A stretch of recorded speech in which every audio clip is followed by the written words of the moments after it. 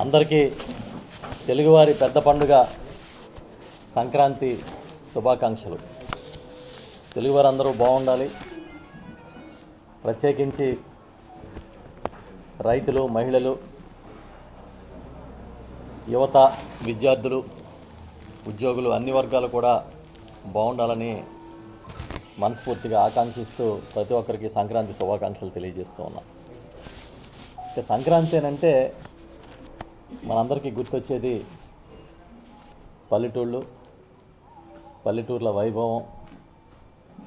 ఎక్కడెక్కడి నుంచో వచ్చిన వాళ్ళు మళ్ళీ ఊళ్ళకి రావడం, స్థిరపడిన వాళ్ళు ఊళ్ళకి రావడం, ఉద్యోగ ఉపాధి అవకాశాలు ఎదుర్కొని దూరంగా వెళ్ళిన మళ్ళీ తిరిగి రావడం, ఇవన్నీ మనకు ఆనవాయితీది. అందుకే ఈ పెద్ద పండుగ గురించి తెలుగువారు అంతా ఎదురు చూస్తూ ఉంటారు.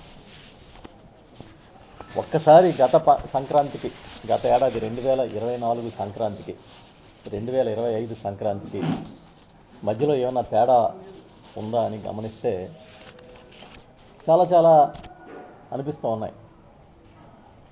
గత సంక్రాంతి నాటికి ప్రభుత్వం ప్రతి కుటుంబాన్ని, ప్రతి పేద కుటుంబాన్ని జగన్మోహన్ రెడ్డి గారి నాయకత్వంలో చేయి పట్టి నడిపిస్తుంది. దైనందిన జీవితంలో అవసరాల దగ్గర మొదలుకొని విద్య, వైద్య అవసరాల వరకు ప్రతి దాన్ని నేనున్నానని ఒక భరోసా ఇచ్చి ప్రతి కుటుంబం నిత్యం ఒక పండగలా ఉండాలని ఒక ఆలోచనతో సాయం చేసేది. మీకు గుర్తుంటే సంక్రాంతి వచ్చింది అని అంటే వచ్చే నాటికి ఏదో పథకం కింద జగన్మోహన్ రెడ్డి గారు ముఖ్యమంత్రిగా పేదల కుటుంబాల్లో, అర్హుల కుటుంబాల్లో డబ్బులు వేసేవారు. ప్రతి ఒక్క అకౌంట్లో ఎంతో కొంత డబ్బులు ఉండేవి. పిల్లలకి బట్టలు కొనడం దగ్గర నుంచి వినోదాల వరకు ప్రభుత్వ సాయంతో ప్రతి కుటుంబం ఎంతో కొంత మెరుగ్గా పండగ నిర్వహించుకునేవారు. కానీ దురదృష్టం ఏంటంటే ఈ సంక్రాంతి వచ్చే నాటికి చంద్రబాబు నాయుడు గారు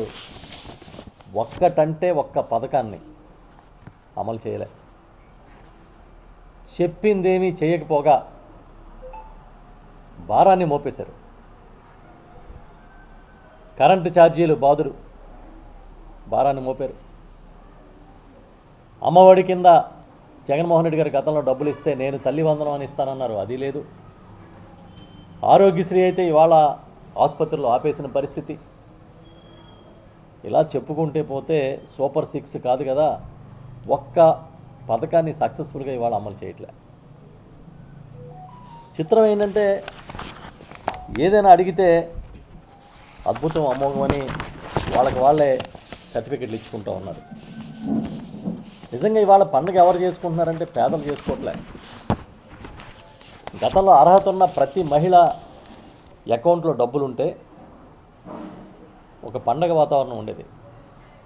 కానీ ఈరోజు తెలుగుదేశం కూటమి ఆ నాయకులు లేకపోతే అధికారంలో ఉన్న వర్గాలు మాత్రమే పండుగ చేసుకుంటున్నాయి తప్ప మిగతా వాళ్ళకి పండుగలా లేదు. మీకే తెలుసు, వాళ్ళ మార్కెట్లు వెలవెలబోతున్నాయి.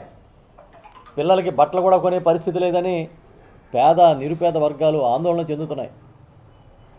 ఉద్యోగ ఉపాధి అవకాశాలు లేవు, పనులు లేవు. ఈ పరిస్థితి ఏ సంక్రాంతికి చూడలేదు.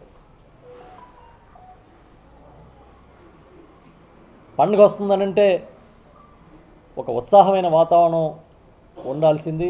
గ్రామాల్లో ఇవాళ నిరుత్సాహమైన పరిస్థితులు ఉన్నాయనేది నిర్వివాదాంశం. చంద్రబాబు నాయుడు గారు చెప్తా ఉన్నారు, ఇవాళ ఎక్కడో పత్రికలో చదివా, అసలు మా కుటుంబమే పండగలకి సొంత ఊర్లు వెళ్ళే ఆనవాయితీని ప్రారంభించిందని చెప్పి. కానీ ఇవాళ ఏం జరుగుతుందంటే ఈ రాష్ట్రంలో సొంత ఊళ్ళకి వెళ్ళడం కాదు, మీ కక్షలకి, మీ కార్పణ్యాలకి, మీ పార్టీలకి, మీ కూటమికి ఓట్లు వేయలేదని ఊళ్ళలోంచి జనాల్ని, ఇతర పార్టీ కార్యకర్తలను తరివేస్తే తిరిగి వాళ్ళు పండక్కి కూడా ఊళ్ళోకి ముఖం చూపించలేని పరిస్థితి ఉందనేది నిజం. ఒక శాంతియుత వాతావరణాన్ని ఇవాళ కూడా మీరు నెలకొల్పలే. గ్రామాలకి భయపడి వెళ్ళిపోయిన వాళ్ళు తిరిగి వచ్చే పరిస్థితి లేకుండా చేసింది. వాళ్ళు చేసిన తప్పలా వైఎస్ఆర్ పార్టీ కార్యకర్త అవ్వడమో, వైఎస్ఆర్ పార్టీ నాయకుడు అవ్వడమో, అదే వాళ్ళు చేసిన తప్పు. భయభ్రాంతులు చేసి గ్రామాలకి సొంత ఇళ్ళకి ఇవాళ రాకుండా ఊళ్ళోంచి తరిమేసి సొంత ఊర్లకి పండగలకి రండి అని మీరు పిలుపునిస్తే ప్రజలకు అర్థం కాదా అని అడుగుతున్నాను నేను. చంద్రన్న కానుక అని సంక్రాంతికి ఇచ్చేవాడు, ఉప్పులు పప్పులు బియ్యాలు ఏదో చెప్తూ ఉండేవారు. నేను అడుగుతున్నా, ఏమైపోయింది మీ చంద్రన్న కానుక? మీ పప్పు ఏమైపోయింది? మీ నెయ్యి ఏమైపోయింది? మీ బెల్లం ఏమైపోయింది? ఇది మీ సొంత బ్రాండెడ్ ప్రోగ్రామ్ అని కదా మీరు ప్రచారం చేసుకునేవారు. మీ బ్రాండెడ్ ప్రోగ్రామ్ను కూడా ఈ సంక్రాంతికి ఎందుకు ఇవ్వలేదని నేను అడుగుతున్నా. ఎందుకంటే మొన్న నేను ఒక గ్రామం వెళ్ళా మా నియోజకవర్గంలో.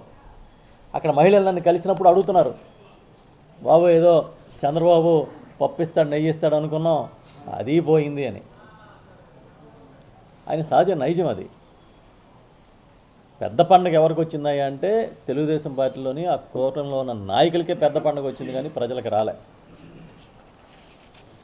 ఇవాళ పత్రికలో రాశారు, పాత బకాయిలు చెల్లిస్తున్నారంట 6,700 కోట్లు. అది అద్భుతం, అమోఘం అని బ్యానర్ స్టోరీలు రాశారు. జగన్మోహన్ రెడ్డి గారు కూడా చంద్రబాబు నాయుడు గారు పెట్టిన అప్పులన్నింటినీ, బకాయిలన్నింటినీ వేలాది కోట్లు తీర్చారు. మీకు తెలుసు, ఆ రోజు ఈనాడే రాసింది 100 కోట్లతో ఖజానా ఇస్తున్నాము జగన్ గారికి, ఆయన ఏం చేస్తాడు పథకాలని. 100 కోట్లతో చంద్రబాబు ఖజానా అప్పచెప్పినా చంద్రబాబు పెట్టిన బాకీలు తీర్చడంతో పాటు ఆయన ఇచ్చిన బాకీలతో పాటు పథకాలను కూడా సమర్థంగా అమలు చేసిన చరిత్ర ఎవరిదంటే జగన్మోహన్ రెడ్డి గారు. మీరు పాత బాకీలు ఏదో 6,700 కోట్లు తీర్చి అది కూడా పండగలాగా చెప్తున్నారు. సుమారు 3,000 కోట్ల రూపాయలు ఫీజు రీయింబర్స్మెంట్ బాకీలు ఉంటే ఇవాళ మీరు తీర్చేది ఎంత? ఒక విడత అంటున్నారు 700 కోట్లు. ఆ 700 కోట్లు ఫీజు రీయింబర్స్మెంట్ ఇచ్చాం, పండగ చేసుకోమంటున్నారు. అంటే మీకేమనిపిస్తుందంటే ప్రజలు మీరు ఏం చెప్పినా అబ్బో బాబు గారు అద్భుతం అని నమ్ముతారనేది మీ భావనలా ఉంది. ఏదైనా ఇష్యూ వస్తే డైవర్షన్ పాలిటిక్స్, ప్రతి దానికి ఒకటే మంత్రం, జగన్ గారిని తిట్టడం, జగన్ గారి మీద దుమ్మెత్తిపోయడం. ఎవడైనా ఈ ప్రభుత్వం వైఫల్యం చెబితే అదిగో జగన్ గారి వల్ల జరిగిందని మాట్లాడడం.